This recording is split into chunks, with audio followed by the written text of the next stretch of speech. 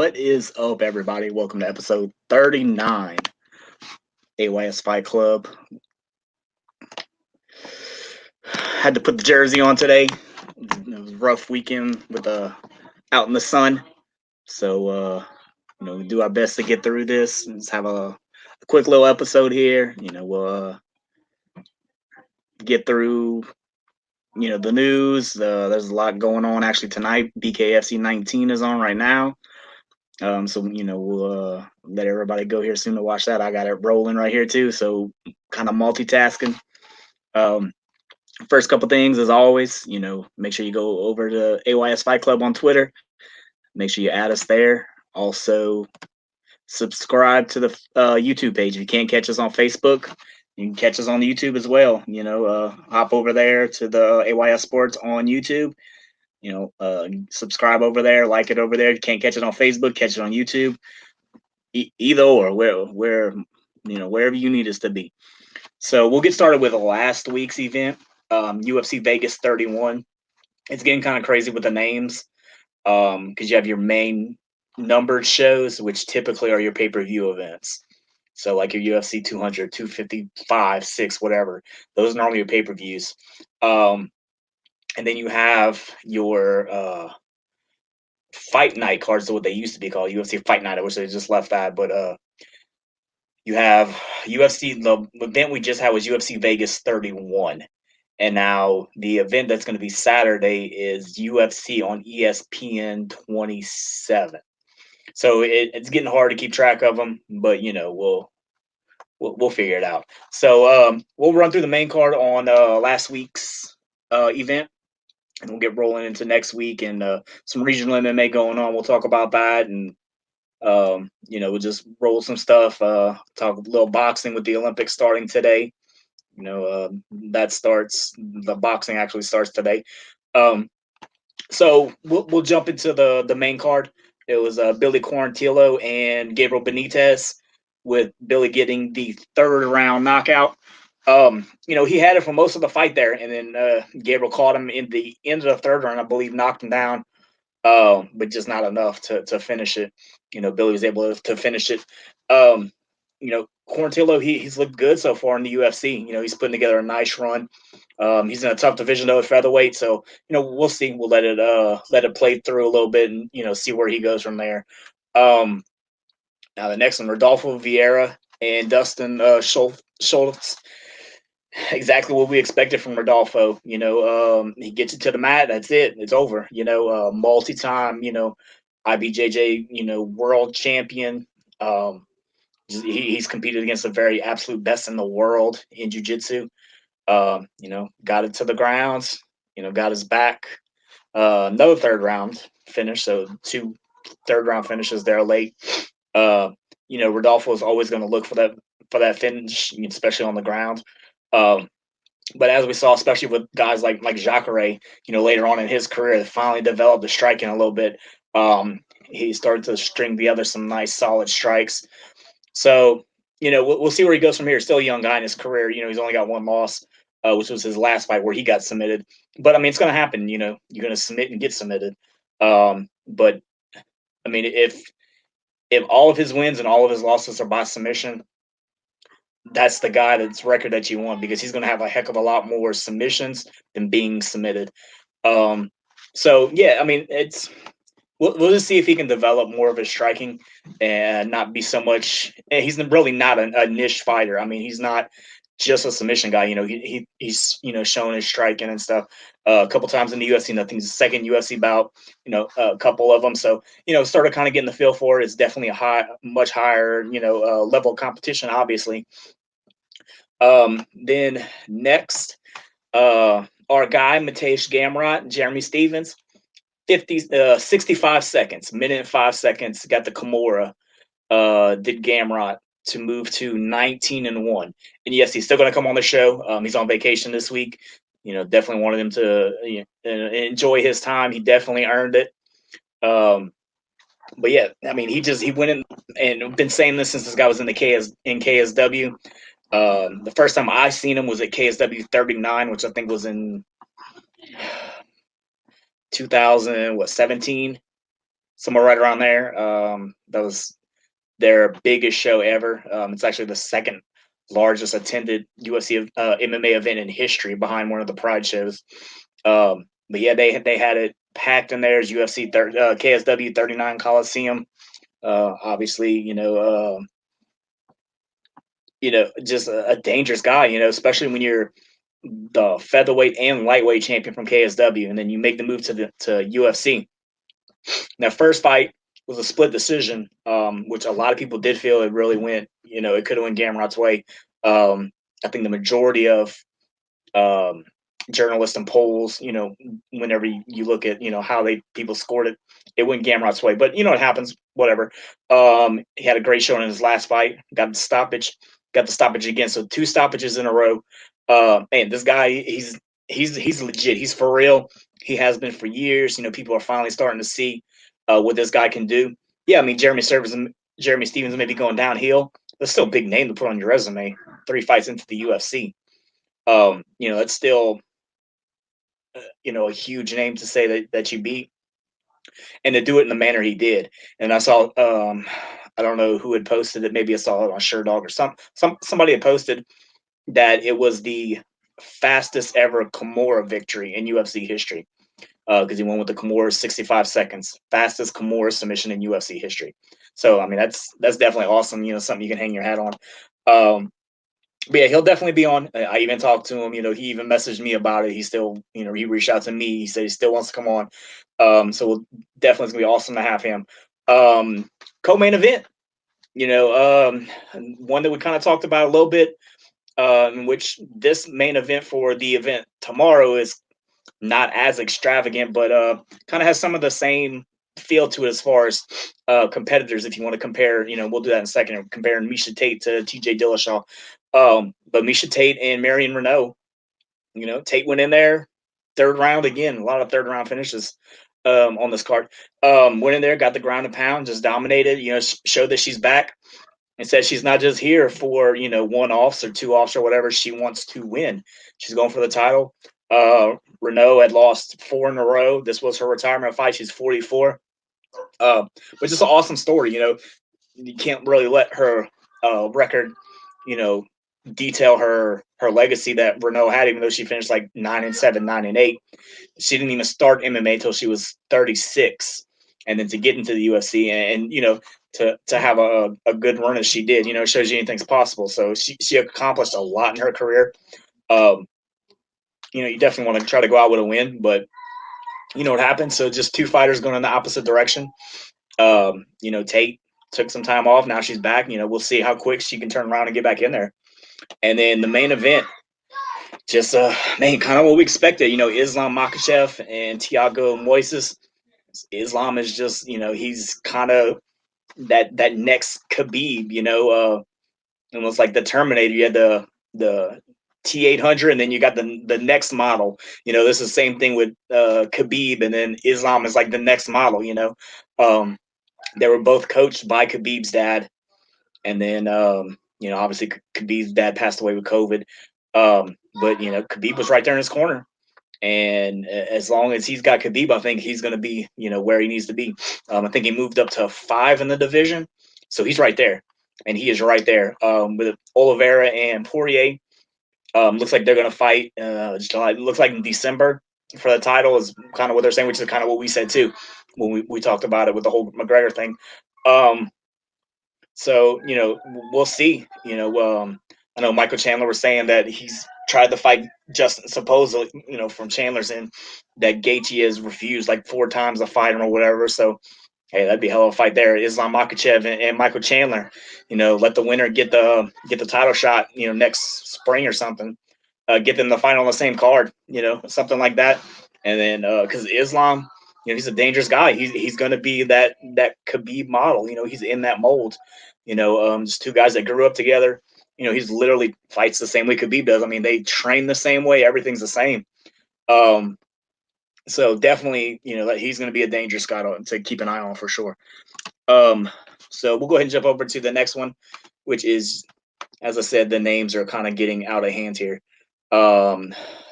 UFC on ESPN 27. So this one is actually on ESPN. So we'll hit the main card. Couple things beforehand though.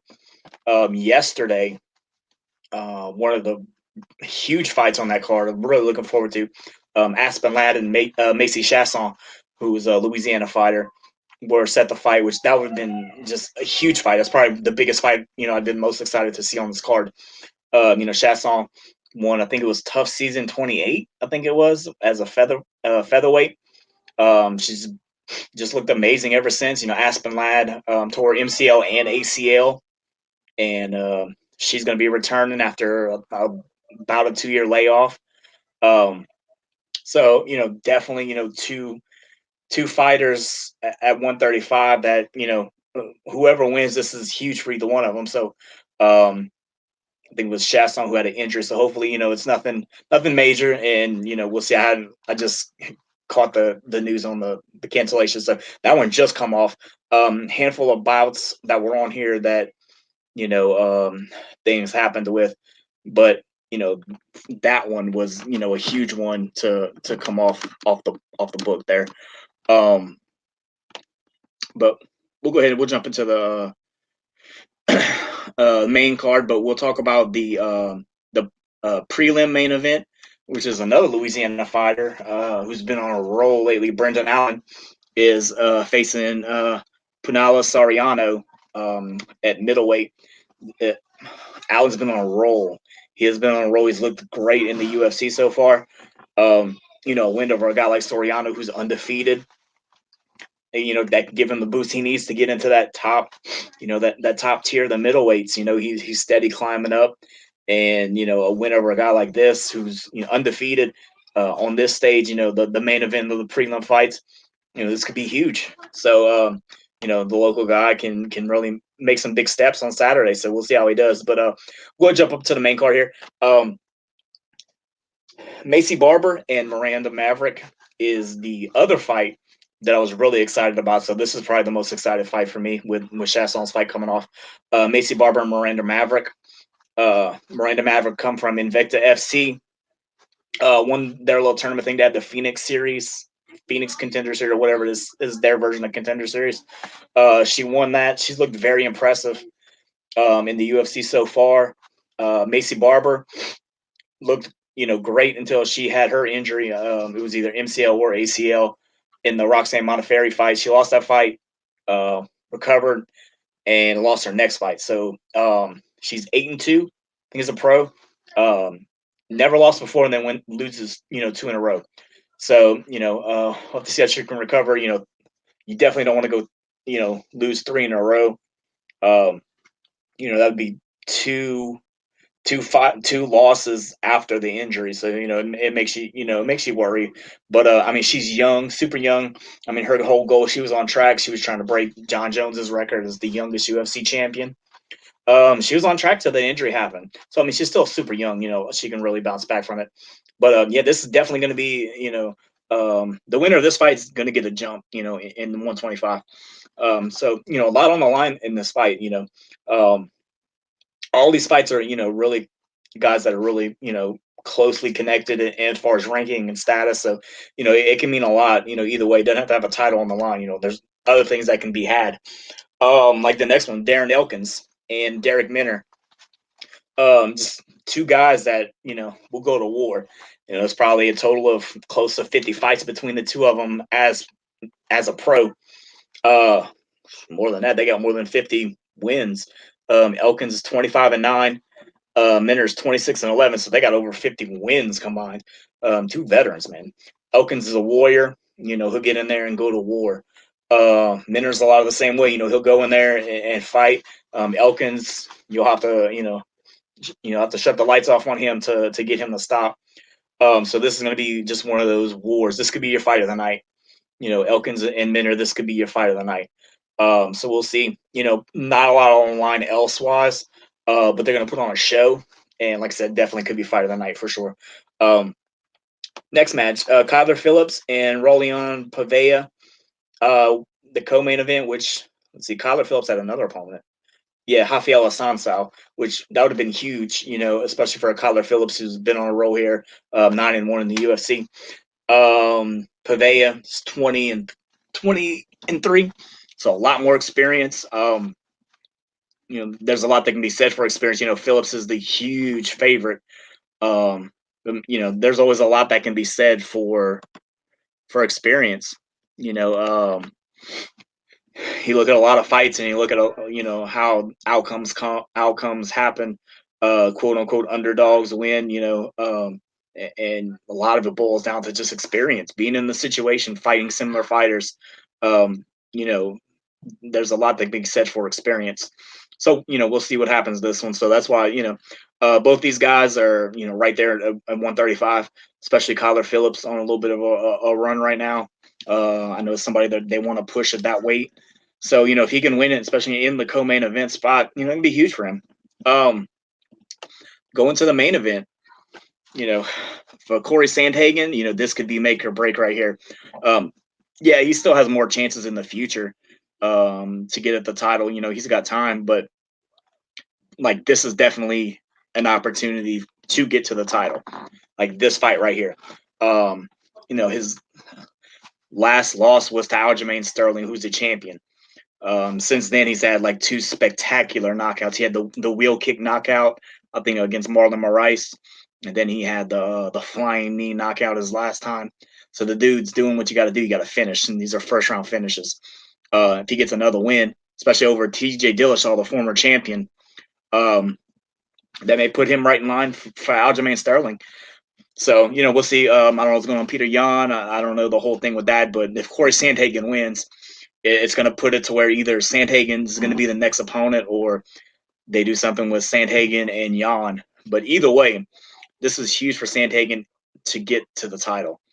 TJ Dillashaw, coming off that huge, big suspension, huge as far as, mentally for him, fans, huge as far as just the bombshell to the sport it was.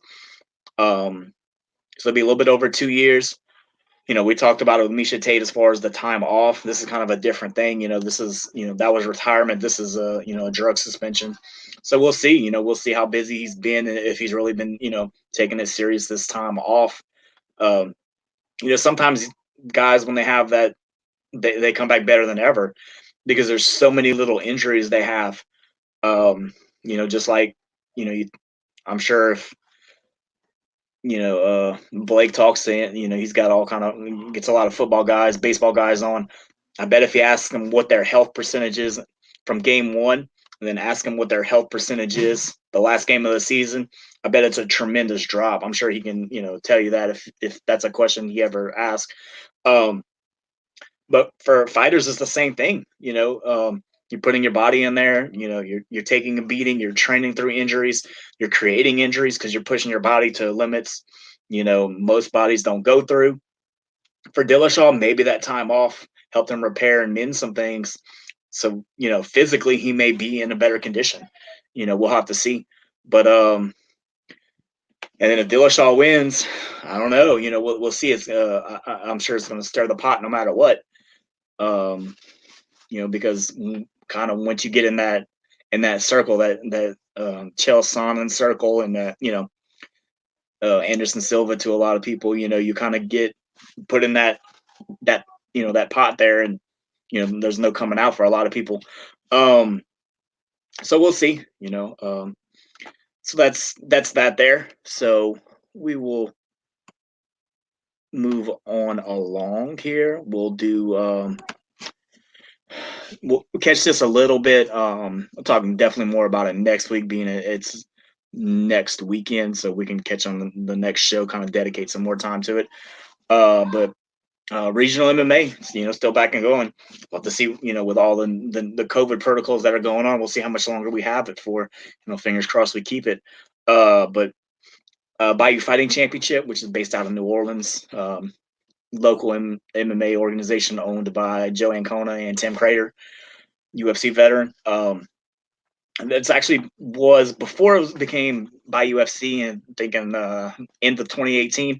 it was Battle of New Orleans. So a lot of you older fans, especially in the area, you may know Battle of New Orleans. He actually started the organization in 1981. Joe Ancona did as a kickboxing organization. And then when MMA was legalized in 95 or 96 in Louisiana, then they started doing MMA shows. For everyone that doesn't know, Joe Ancona was a professional kickboxer, world champion, just a dominant fighter. So he was doing all that. He fought into 2000, 2001 into his early 40s and still running, Battle New Orleans and Bayou FC to where it is now. So kind of picking up now. It's going to be Bayou UFC 45. It's going to be in just outside New Orleans. It's going to be in Gretna at the Mel Ott Center. It's going to be Saturday, July 31st. So next Saturday, if you can get out there. And it's always a great show. Bayou UFC always puts on a great show. Real good about getting, the best talents from all over. I mean, you always pretty much you have your one side of Louisiana fighters or local fighters, and then you have a good bit of outside fighters on the other side. So it's a good mix of fighters from all over. It really is. Main couple fights. The main event right now is Jewel Scott, who is based out of New Orleans, former Bayou UFC featherweight champion, is taking on Justice Lamperez, who fights out of Gladiators Academy in Lafayette. Both of these guys, several bouts under their belt. All of Jewel's wins have come by knockout. Justice just, hard-nosed, grinding style fighter, not afraid to take a punch. He'll take one to give one. So it's going to be two, pretty aggressive fighters, which, definitely what you want to see. So that's your main event. Co-main event, I don't know. It's one of them things with regional shows, things happen. Macy Bro is, they're still trying to find her an opponent. They had her an opponent, and I think it fell out. They found another opponent, and then in California or somewhere, and then that one fell out. So, they're kind of striking out right now. I know they're looking for between two fighters right now, to see if they can get some kind of bout, even if it's not MMA, just something to have her on the card. So we'll see what happens with that. I know Chris Crosby was supposed to be on the card, but I think he had some family issues or something, so which he's he's been on a lot of the Bayou UFC cards. I think he still has some of his guys that are fighting though on the card. So we'll see. There's a handful of young talent on the card, which is, this is the best time to see it. You can watch these guys grow, and it's just amazing. You watch them in their first fight, and then watch them even in their third or fourth fight, especially at the amateur level. And there's so much change.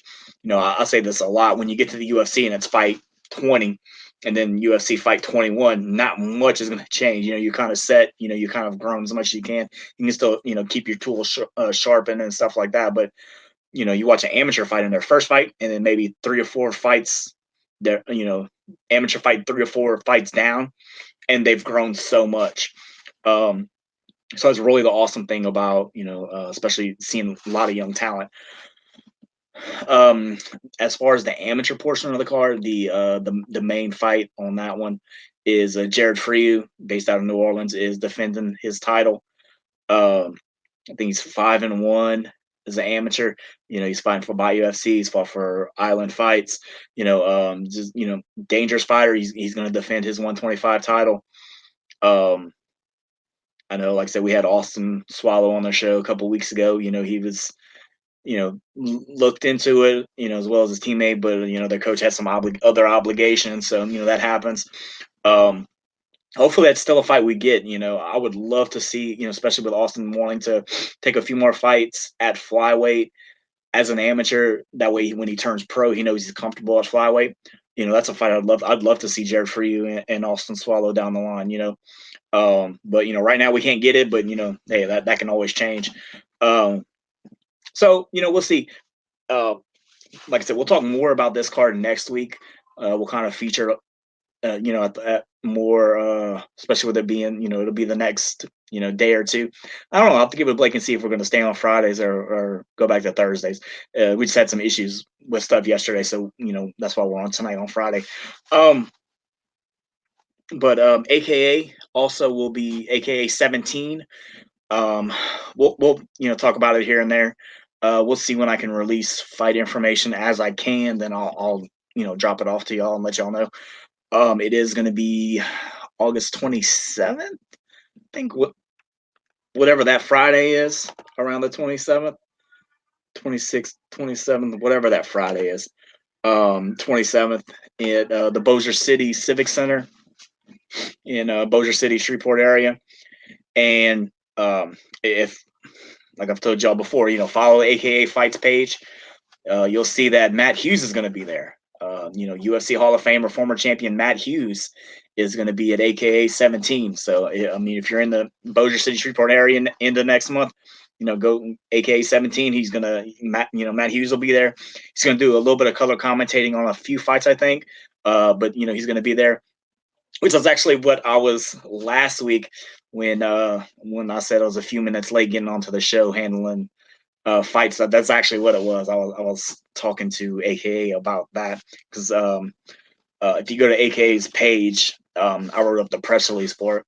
So that's actually what I was on the phone talking about, and wrote the press release that night to get it out because I was super excited, man. You hear somebody like Matt Hughes, somebody you've grown up watching and fighting, watching a fight, it's super excited for me. So I'm definitely looking forward to that, personally, as a fan, not even someone involved in the sport, just as a fan. So super excited about that. And like I said, we'll definitely talk more about that, as it gets a little closer. We got another month to that. A couple things real quick, and we'll get out of here. We'll make it a quick one. Bare knuckle going on, try to get everybody watching that. Boxing corner. Olympic time. Boxing back in the Olympics. Actually starts tonight at 9:15. It says 9:15. I think that's Eastern. So if so, then it's starting up here on. I mean, there's so many different channels that are showing the Olympics right now. It's a mess. I just went to the Olympic page through NBC, I think, on Google, and you can see you can stream, go to boxing. It'll tell you which bouts are streaming where. They're all over the place because the boxing was one of those. There's a couple of them that go from pretty much bell to bell, like opening ceremony to closing ceremony. Boxing is one of those that takes up the whole time, like that, track and field, swimming. They kind of go from day one all the way through. Boxing is definitely one of those. There's a couple bouts today. I think it's women's featherweight and men's welterweight are tonight and tomorrow. And then from there, you can kind of go from there and you can see, what's going on. There's 10. America's actually, there's 2 countries with 11 fighters, and then USA has 10. So the only 2 countries that have more fighters being represented is Great Britain has 11 and Uzbekistan has 11. So kind of shows you what boxing means over there. That's everything to, especially those small Eastern European countries like that. The Soviet Union fall offs, man. That boxing's huge. But that's the biggest thing in boxing right now to me. Because I love that level of it. Canelo Alvarez is going to meet Caleb Plant. So, like I said, we'll talk more about that. Just kind of drop a couple things going on, and we'll talk more about them later. And then the WBO has ordered that Terrence Crawford defends his title against Sean Porter. So, that's going to be a huge matchup. We were all holding our breath forever, hoping for Terrence Crawford and Errol Spence. But unfortunately, I don't think it's going to happen. If it does, it's going to be an amazing fight. But with Errol Spence fighting Manny Pacquiao, Crawford needed something. They're going to have to get the ball rolling, and they don't play around. The alphabets, they don't play around. When it's time to defend the title, they tell you against who, and they tell you when, and they tell you how it's got to be, and that's kind of where they're at right now. So we'll see how that's going to go.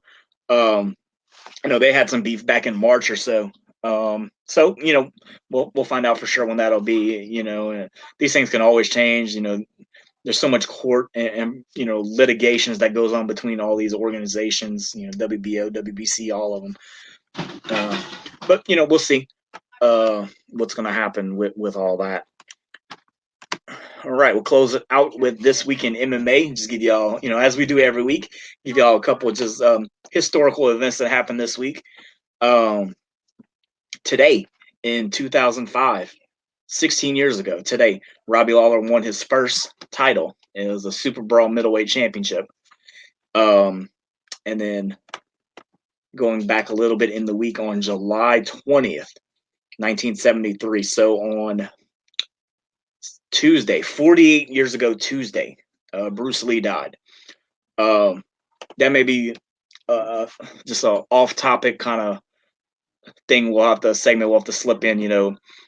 Some people do consider Bruce Lee, a great martial artist. Some of them consider him more an actor, just not really. So that may be something we have to talk about. I think that'd be an interesting thing. Get everyone's input on that and seeing that could be definitely a good talking story there. And on the 19th, which would have been Monday, so on 2008, 13 years ago on Monday, Anderson Silva moved up to light heavyweight and knocked out James Irvin, which kind of really showed that he can go up and weight. There's a lot of questions at that time, way back then, if he could go up and handle it and weight. He just ran through James Irvin. I think it was the same night that Affliction had a card with Fedor Emelianenko and Tim Sylvia. Tim Silva was the same night. And I know Fedor, beat the brace off of him, put him in that submission, and that was a wrap. That was the same night, then they went head to head. But that is it. We'll go ahead and call it a wrap. So get everybody out of here. Next week, we'll talk about BKFC 19, which is on right now. The main event, Paige Van Zandt and Rachel Ostovich. They met before in MMA. Van Zandt won with an armbar, which can't happen here, obviously, in bare knuckle. Even Dave's, Paige said in an interview, this is not a rematch. This is not the same thing. MMA is one thing. This is a whole different thing. So we'll see what happens with that main event there. Ton of good fights on the card. I've been kind of peeking down here, trying to check out what's going on. We'll talk about that. We'll see what happens with UFC on ESPN 27. I got the title finally. We'll see what happened with that. We'll see, especially how that main event fell out. We'll kind of see where the ball's going to go from there. That should really shake things up a lot in bantamweight and kind of open up some pictures clear up some pictures a little bit for us. We'll see what happened with Miranda Maverick. We'll see how that fight went, her and Macy Barber, because that's really going to bolster somebody. We'll see from there. So go ahead and call it a wrap on episode 39. Episode 40 coming next week. As of right now, I think we'll say Thursday, but we'll see. Find out for sure. What we're gonna do. But for right now, I'll see y'all next week. Follow us on. Make sure, like I said, go to YouTube. Follow us there, AYS Sports. Also on the Twitter, AYS_Fight Club. Find us there, follow us. We'll talk over there and do some fights, fight card picks and predictions, just have some fun on stuff. So that is it. And like as always, first roll the Fight Club. Tell all your friends about Fight Club. Let's build it up. Let's keep it rolling. So until then, see y'all next week.